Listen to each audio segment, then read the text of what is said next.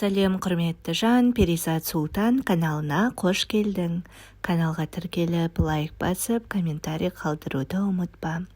Наполеон Хилл «Ойлан да байы» кітабынан 6-шы тарау. Арнайы білім. Өз біліміңіз өз қолыңызда. Қалған мақсатыңызға жеткізуге мұрындық болатын білімді кез келген уақытта жинай аласыз. Бәрін басына бастаудың да қажеті жоқ. Тек осы бөлімде сөз болатын қарапайым жоспарға сүйенсеңіз болғаны. Білімнің екі түрі бар. Бірі жалпы білім, екіншісі арнайы білім. Қаншалық меңгергеніңізге қарамастан ақша жинауда жалпы білімнің пайдасы шамалы. Бізге тіпті атағы жер жарған жоғары оқу орындарының барлық факультетінде жалпы білімнің жиынтығын ғана оқытады. Сондықтан профессорлардың басым бөлігінің ақшасы аз. Олар білім берумен айналысады, бірақ олардың ешқайсысы да ұйыммен жұмыс істеп, өздері берген білімді істе қалай қолдану керек жайында мағлұмат бермейді. Білімді нақты жоспар бойынша қыруар қаржы жинауға бағыттамасаңыз, табыс әкелмейді. Осы ағаттықтың кесірінен миллиондаған жан Беконның «білім үлкен күш» деген қанатты сөзін бұрыс тәпсірлеп жүр. Білім келешекте үлкен күшке айналуы мүмкін дүние. Нақты жоспарға негізделіп, нақты іске бағытталған жағдайда ғана ол нағыз күшке айналады. Барлық білім ордаларында осы бір байланыстырушы көпірдің жоғына байланысты берілген білімді кәдеге жарату мүмкіндігі жоқ. Көп адам Генри Фордтың білімі таяз деп жаңылсады. Себебі ол мектепті бітірмеген. Жұрт көбінесе білім сөзінің мағынасын түсінбейді. Аталған сөз латынның educa деген, яғни оқыту, үйрету, дамыту деген сөзінен шыққан. Білімді адам деп қалтасында жалпы немесе арнайы білімі жөнінде бірнеше дипломы бар адамды емес, басқалардың құқығын бұзбастан өзі қалаған нәрсесіне жету үшін өз ойын дұрыс пайдалана алатын тұлғаны айтамыз. Табысқа қол жеткізген білімсіз. Бірінші дүниежүзілік соғыс тұсында Чикагодағы газеттердің бірінде Генри Фордқа білімсіз пацифист деп ат береді. Бірнеше мақала жарияланды. Форд мырза бұл мақалаларға наразылығын білдіріп, оны күстаналағаны үшін газет сотқа берді. Сот отырысы басталып, кезек газеттің адвокаттарына келгенде, адвокаттар Фордтың білімсіздігін дәлелдеу мақсатымен соттан Фордты куә ретінде шақыруын сұрайды. Адвокаттар Фордқа түрлі сұрақтарды қардай боратады. Мұндағы мақсат Форд көлік жасау өндірісінде кейбір дүниелерден хабардар болғанымен жалпы алған арнайы білімінің жоқтығын дәлелдеу болған. Мәселен, Форд мырзаға төмендегідей сұрақтар қойылған. Бенедикт Арнольд деген кім? 1776 жылы көтерілісті басу үшін Британия Америкаға қанша әскер жіберді? Соңғы сұраққа Форд мырза, Британияның қанша әскер жібергенін мен дөп басып айта алмаймын, алайда келген әскердің қайтқан әскерден сан жағынан бірнешесе көп екендігі туралы естігенмін деп жауап қатады. Ақырында осы тектес сұрақтар Форд мырзаны әбден мез етеді. Қытығына тиетін кезекті бір сұраққа жауап беру барысында Форд мырза сәл еңкейіп, аталған сұрақтарды қойып тұрған адвокатты саусағымен нұсқап, егер мен шынымен ақ сіздің сұрақтарыңызға жауап бергім келсе, бір тетікті ғана басуымның жеткілікті болатынын есіңізге сала кеткім келеді. Сол мезетте ақ менің қасымнан мені қызықтыратын және уақытымның көбін арнайтын бизнес саласы бойынша кез келген сұрақтарыма жауап бере алатын мамандар табыла кетеді. Айтыңызшы, мені қызықтырған кез келген сұраққа сол сәтте ақ жауап бере алатын мамандарым тұрғанда, мен сіздің сандырақ сұрақтарыңызға не үшін басымды қатыруым керек деген сауал қояды. Бұл сұрақ ақылға қонымды екені даусыз. Мұндай сұрақтан кейін адвокаттың аузына құм құйылды. Сот залында отырғандардың барлығы мұндай жауапты білімсіз адам емес, нағыз көреген, дарынды адам ғана бере алатындығын түсінді. Олай болса, білімді қайдан алуға болатынын, оны қалай пайдаланып, ұтымды қолдануға болатынын білетін адамдардың барлығы да білімді жандар. Генри Фордтың қасында оны Американың ең бай адамдарының біріне айналдырған қажет білімді иеленген жандар болды. Ал табысқа бастар білім кімнің басынан табылатыны маңызды емес. Білім жинау қиын шаруа емес. Арманыңызды ақшаға айналдыра алатыныңызға көз жеткізбес бұрын сіз табысқа айырбастауға болатын арнайы қызметті, сауданы немесе мамандықты меңгеруіңіз аса қажет. Мүмкін сізге өзіңіз ойланғаннан да артық арнайы білім, оған қол жеткізуге қажетті талап қажет болар. Егер солай болса, сіз жоғарыда аталған ойлау, сыни ойлау арқылы әлсіздігіңізді құрықтап, сәттілікке қол жеткізе аласыз. Қыруар қаражатты жинау үшін күш қажет. Күш жоғары деңгейде, жоспарланған саналы түрде басқарылған арнайы білім арқылы келеді. Ал бұл арнайы білімнің табысқа талпынушы адамда ғана болуы шарт емес. Келесі тараудағы сөз болатын ой табысқа жетуді мақсат тұтатын, өзіне қажетті арнайы білімге қол жеткізуге тырысқан әрбір адамның көңіліне сенім ұялатып, жігерлендіруге тиіс. Жұрт өзін білімдімін деп ойламағандықтан кей жағдайда олар толық адам сезінбеу комплексіне шалдығады. Алайда топты басқара алатын және ондай топты өз мақсатына жету үшін ұйымдастыра білетін кез келген адам топ мүшелеріне бір мысқал кем емес білімге ие. Томас Эдисон мектепте бар болғаны бірнеше ай ғана білім алды, бірақ ол ешқашан өзін білімсіз санап, кедейліктің азабын тартып қиналған жоқ.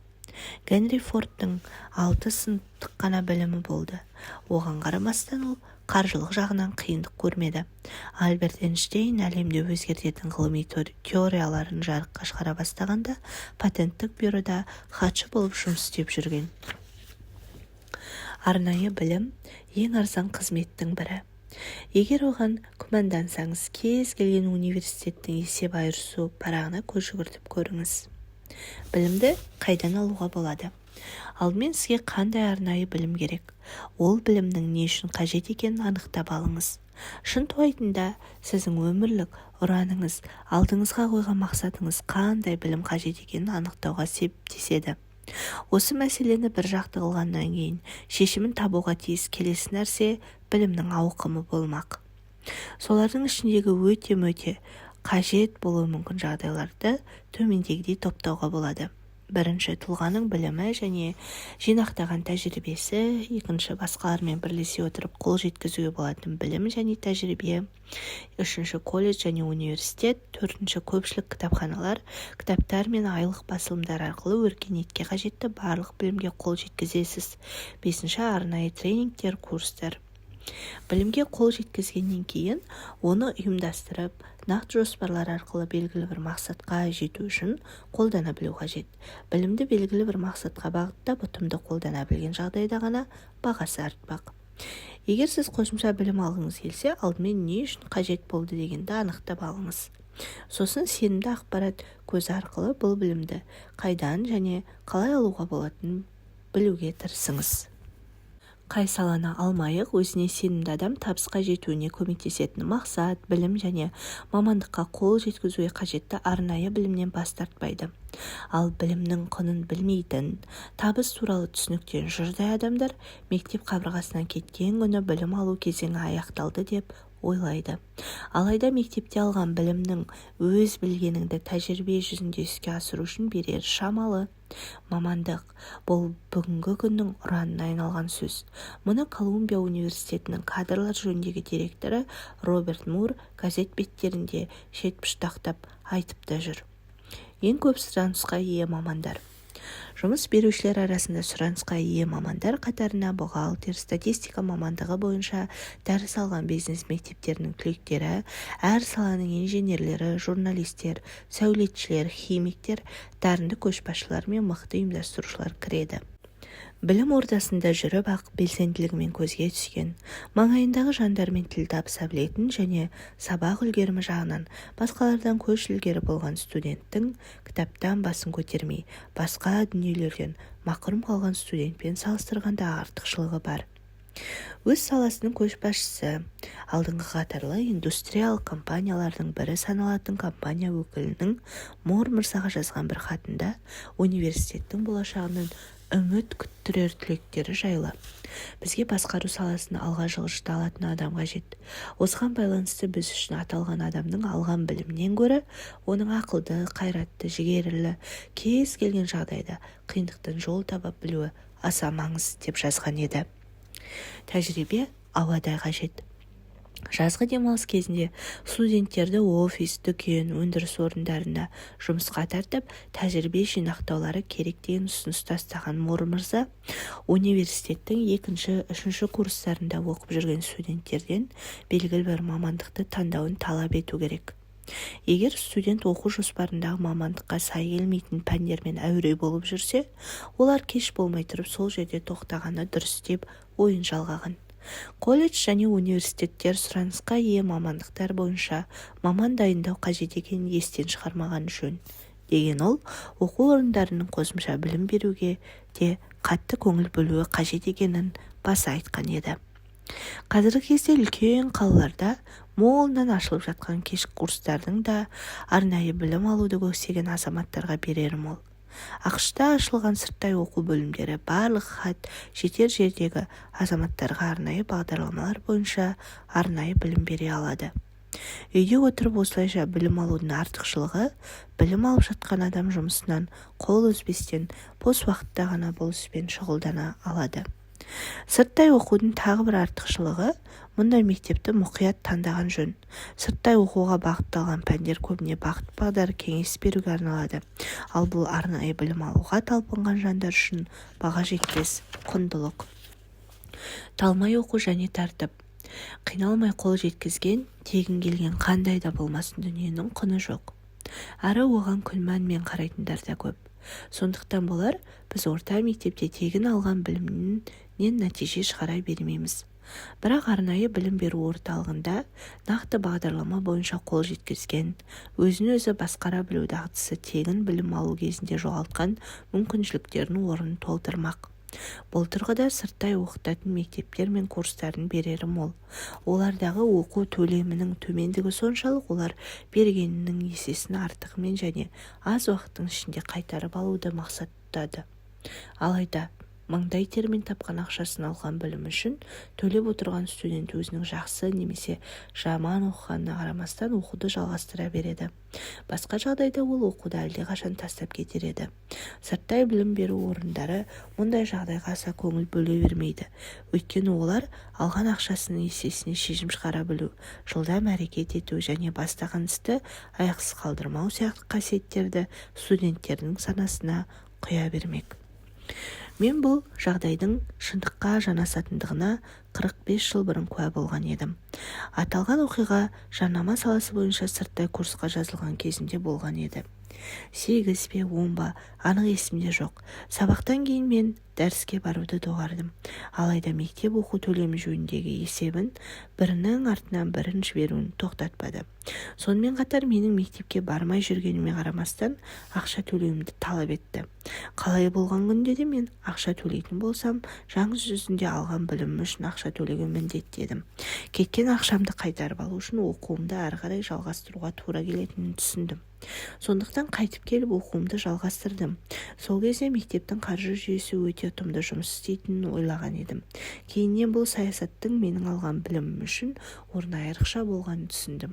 Аталған жүйе менің қалайда жарнама жөнінде білімімді шыңдап, өмірде іске жарата алуыма бағытталған еді. Білім алуға ешқашанда кеш емес. Қоғамдық оқыту бойынша әлемдегі ең озық жүйе құрған ел екеніміз анық. Дегенмен адам баласы қызық жаратылыс. Адам шығындалған нәрсесін ғана бағалайды. Америкадағы тегін мектептер, көпшілік кітапханалар америкалықтардың көңілінен шыға бермейді. Себебі олар тегін. Осыған байланысты көп адам мектеп бітіріп жұмысқа орналасқаннан кейін қосымша білім алуға талпынады. Бұл жұмыс берушілердің сырттай қосымша білім алғандарды жұмысқа көптеп тарту себебін түсіндіріп бермек. Осылайша жұмыс берушілер өз бос уақытын әдейі арнап, сырттай оқу арқылы білімін арттырып жатқан жандардың көшбасшылық қасиеті бар екеніне іс жүзінде көз жеткізе алады. Адам баласының бойында тағы бір әлсіздік бар. Ол мансапқа ұмтылмау, жақсы мағынасында және мақсаттан тайқып кету. Жалақы алып жұмыс істеумен қатар бос уақытын қосымша білім алуға жұмсайтын жандардың төмен лауазымда қалып қоюы некен саяқ. Олардың істеп жатқан іс-әрекеттері оларға жол ашып, алдындағы кедергілерді жояды. Сөйтіп, бұл мансап баспалдағымен көтерілуге мүмкіндік беретін адамдардың назар аударуына жағдай жасайды. Сырттай оқу, тұрақты жұмыстары бола тұра, қосымша білім қажет дейтін, бірақ сол үшін уақыт таба алмай жүрген адамдар үшін өте қолайлы. Стюарт Остин Уайер құрылыс инженері мамандығын алып, осы салада талай қызмет етіп келген. Алайда экономикалық тоқырау оның қызметінің өрлеуіне қолбайлау болып, жалақысын қысқартты. Өз мүмкіндіктерін електен өткізген ол, осылайша заңгер мамандығын иеленуге бел буады. Сөйтіп, қосымша білім алып, корпоративтік заңгер маманы атанады. Емтихандарын сәтті тапсырған Уайер мол табыс әкелетін заңгерлік қызметіне кірісіп те кетеді. Отбасы жағдайына байланысты қосымша білім ала алмадым, жасым кеп қалды. Сондықтан қосымша білім ала алмаймын деген сылтауларды алға тартқан жандар үшін қосымша ақпарат. Уайер мырза басқа мамандықты игеруге бет бұрған кезде 40-тың қырқасына шыққан үйлі баранды жігіт ағасы еді.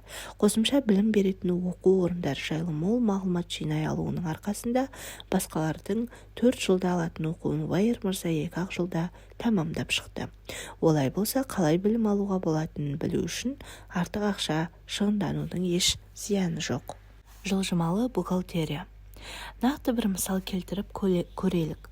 Бізде азық-түлік сататын дүкеннің сатушысы ойламаған жерден жұмыссыз қалды.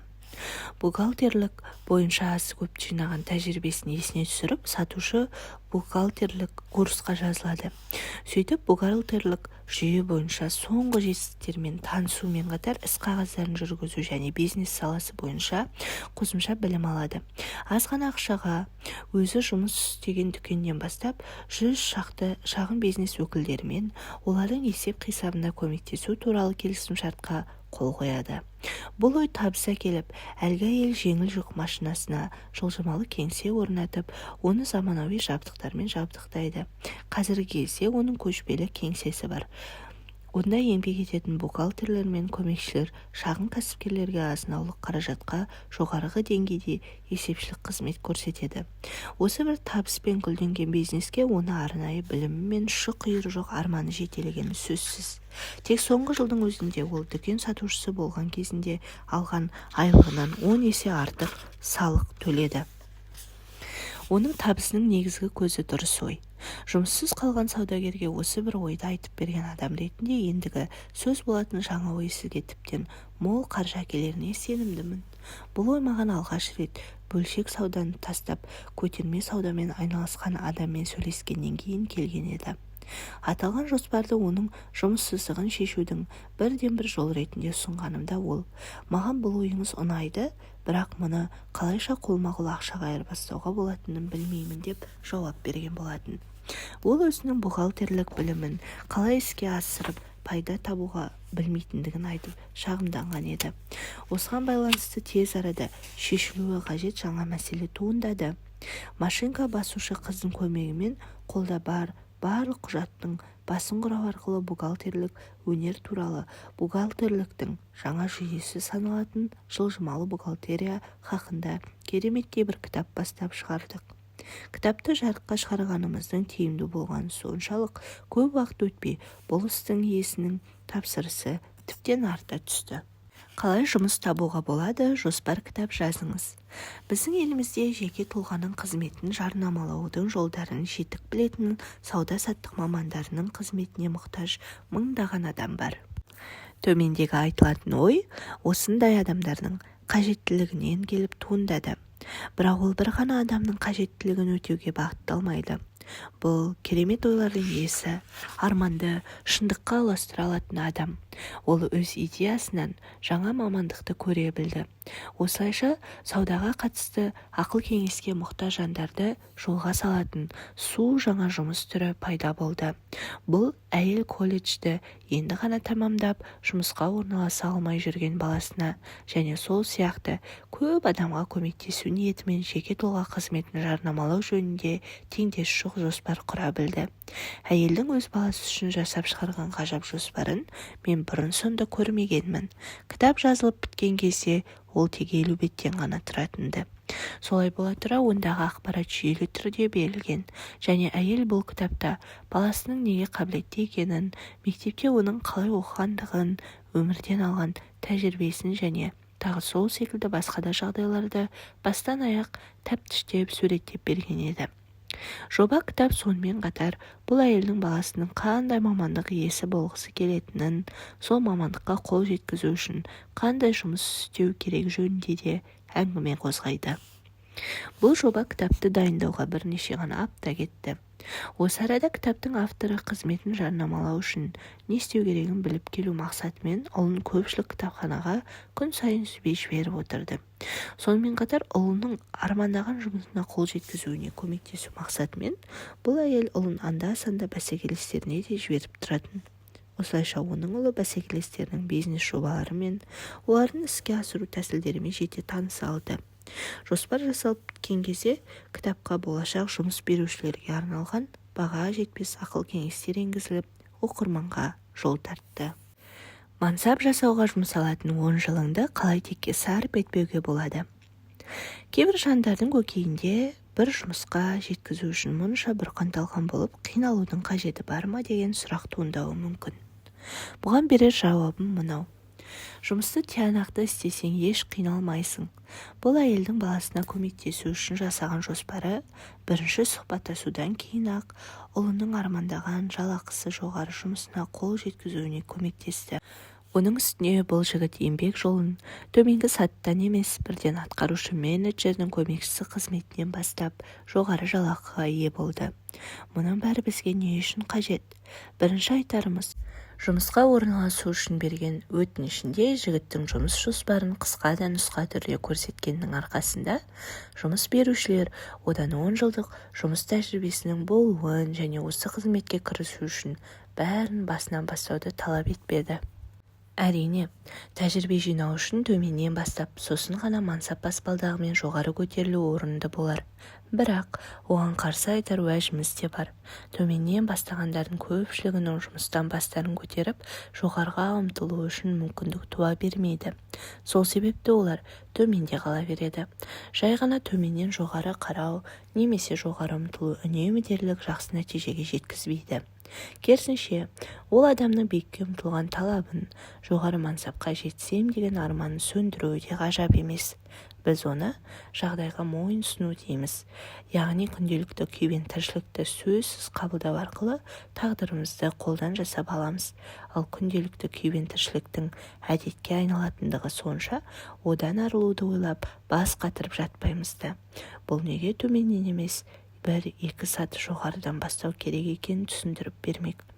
1-2 саты жоғарыдан бастау арқылы айналамызға көз жіберіп, басқалардың алға қалай жылжып бара жатқандығын бақылау мүмкіндігін пайда болады.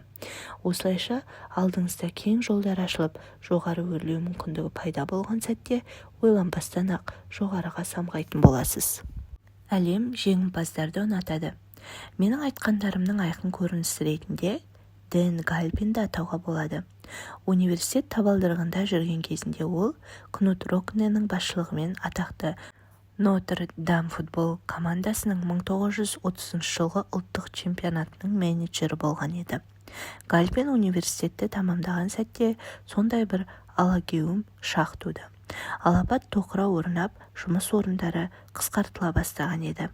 Инвестициялық банк және кино өндірісі саласының ортасында біраз сабылып жүргеннен кейін ол делдалдық жасау арқылы тыңдау құрылғыларын сатуға бел буады. Кез келген адамның осындай жұмыспен айналысып, бизнесін бастауға мүмкіндігі барын білген Галпин, мұндай жұмыс қалауын тапса, табыс есігін айқара ашатындығында жақсы ұққан. Ол 2 жыл бойы жаны қаламайтын жұмыспен айналысып жүрді. Егер ол әрекетке көшіп өмірін басқа арнаға бұруға ұмтылмаса, осы күйінде қала берер еді. Алдымен өзі жұмыс істеп жүрген компаниясының сауда менеджерінің көмекшісі болсам деп армандады. Сөйтіп оған қол жеткізді. Басқа жұмысшылардың арасынан оның осылайша сытылып алға шығуы бұдан да биік ұмтылуға болады деген ойға жетеледі. Ал жаңа жұмыс мүмкіндіктері нағыз қайнар көзіне айналды.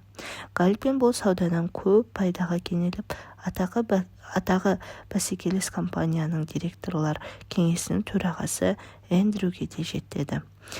Диктография компаниясының ертеден келе жатқан дәстүрлі сату үрдісін тас-талқан қылған адаммен жақын танысқысы келген Эндрю мырза Галпинге күш жібереді. Сұхбат аяқталған соң Галпин акустикалық құрылғыларды сату бойынша сауда менеджері қызметіне тағайындалады. Эндрю мырза жас Галпиннің мінезін, қайрат-жігерін сынап көру үшін компанияның бар тірлігін мұның мойнына артып, 3 аптаға сапармен Флоридаға жол тартады. Галпиннің алдында 2 жол тұрды. Не құрдымға кетеді, не табысы артқан үстіне арта түседі. Ол құрдымға кетпеді. Оны Кнут Рокненің адамдарға жеңіс тұғырындағылар ғана қажет. Сәтсіз адамдар ешкімге керек емес деген сөзінің жүйелендірілгені соншалық аталмыш компанияның вице-президенті лауазымына дейін көтеріледі. Осылайша кейбіреулер ондағы жыл бойы қажырлы еңбек етіп жүрсе де жете алмайтын қызметке Галпин 6 айға жетер-жетпес уақытта тағайындалды. Айтылған ойлар арқылы оқырмандар назарын аударғым келіп отырған басты нәрсем, мансап сатысымен жоғары өрлейміз бе, әлде сол орнымызда қала береміз бе? Барлығы өзіңізге байланысты. Төменде тұралап қалмаңыз. Тағы бір айта кететін жайт, сәттілік те, сәтсіздік те біздің дағдымыздың нәтижесі. Дэн Галпиннің жеңімпаз рухы Нотр-Дам компаниясында еңбек етіп жүргенде қалыптасқанына зәредей күмән келтірмеймін. Шынтуайтында мұндай бәрі бас етін жеңімпаз культінің әсері еткені анық. Сәттілікте де, сәтсіздікте де бизнес ұйымдары басты рөл атқарады деген теорияға менің құлай сенуім ұлы Блэрдің жұмысқа орналасу үшін Галпинмен сұхбат өткізген кезде тіптен нақтылана түсті. Галпин мырза оған бәсекелес компаниясында алатын жалақысының тең жартысын ғана ұсынды. Ұлым оған келісе қоймаса да, мен ата-аналық тұрғыдан ұлыма сәл-пәл қысым көрсетіп, оның Галпин мырзаның ұсынысын қабыл алуын талап еттім. Себебі жағымсыз жағдайға мойынсұнбайтын адаммен ынтымақтаса жұмыс істеудің өзі баға жетпейтін байлық. Оны ақша категориясының өлшеуге келмейді. Ең төменгі мансаптың бір сарынды, көңіліңді жабырқатар сәттерге толы екендігі әкелер пайдасының аздығы құпия емес. Осыған байланысымен жүйелі түрде жасалған жоспарлар төменгі дәрежедегі мансаптың алдына тосқауыл алатындығын өздеріңізге айтып беру үшін осы бір жолдарды арнадым. Қызметтер нарығында мүмкіндігіңізді көрсете аласыз. Ұлы үшін жеке тұлға қызметін пайдалану жоспарын жасаған әйелге дүниенің түкпір-түкпіріне мол табысқа қол жеткізуге септесетін жоспар жасауға жәрдемдесуін өтінген хаттар ағылған. Ол әйелдің жоспары адамдардың сатқан өнімінен де көп пайда табуға көмектесуге бағытталған десек, қателеспеген болар едік. Жоспар жасау барысында ол кісі сатушылардың ғана емес, сатып алушылардың да мақсат мүдделерін естен шығармайды және оның жоспары жұмыс берушінің төлеген әрбір қосымша ақшасының құнын толығымен өтеп алуына бағытталған.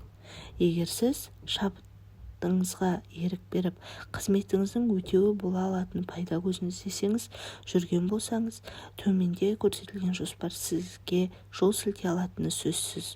Бұл ой жоғары білімді ортанқол дәрігер, заңгер немесе инженердің табысынан да мол табыс әкелетіндігіне сөз беремін.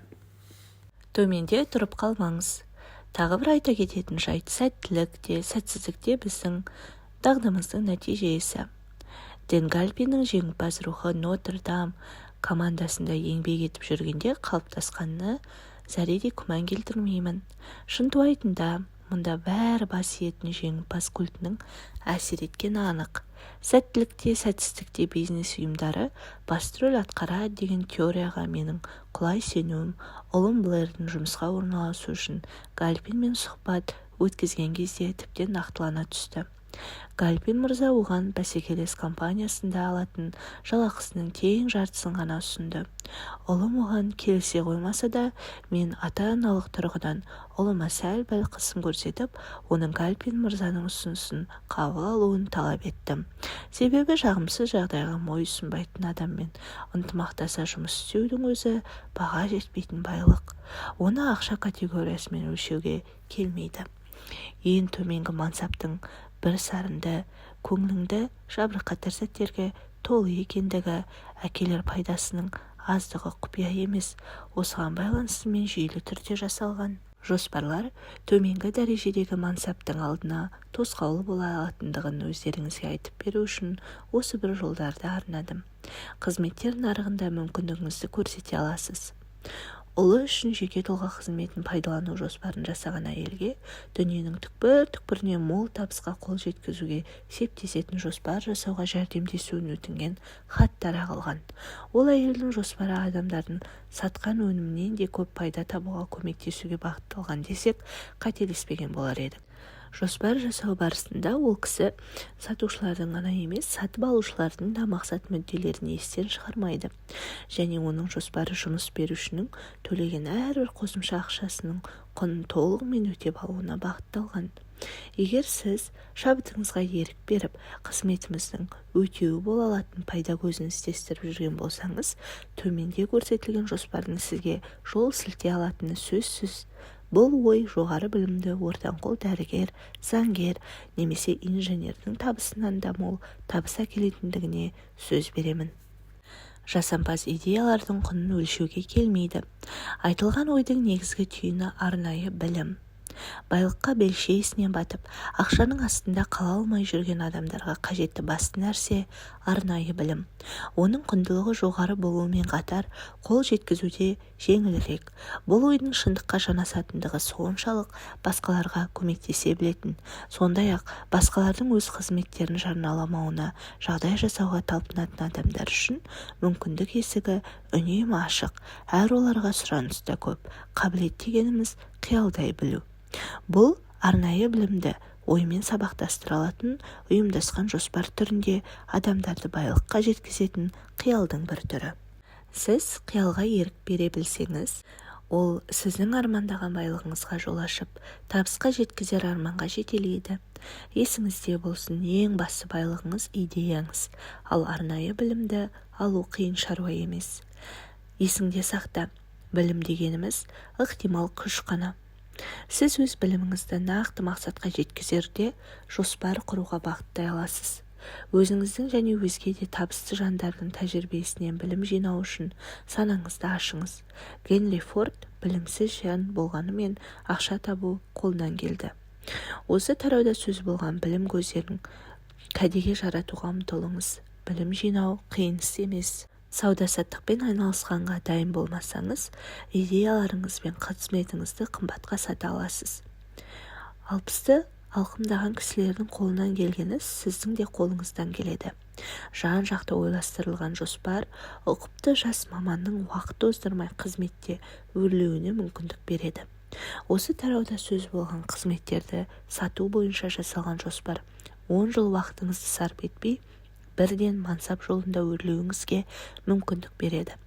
Қандай да жолмен жүретініңізді нақты білгенде ғана жиған біліміңіз қыруар қаржы табуға сеп болады.